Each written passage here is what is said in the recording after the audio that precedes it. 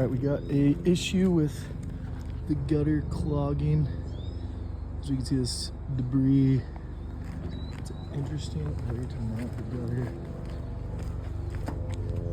We were wondering what kind of future we also have left on this metal roof. It's pretty heavily dented, but it doesn't appear like it's holding up too bad. The shingle roof, on the other hand, looks super rough. And I would be more concerned about replacing this than replacing that. Yeah. Kind of crazy stuff going on with counter flashing. This also looks like it should be addressed. Whole flat roof section.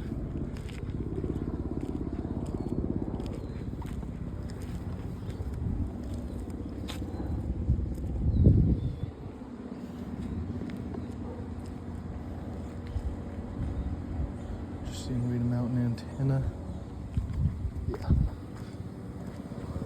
So shingle roof is super rough. Probably would advise getting this replaced as soon as possible. Or within the next couple years, year to year, 1 to 2 years. As for this, that's a special kind of gutter. So it's connected there. Terribly exciting footage.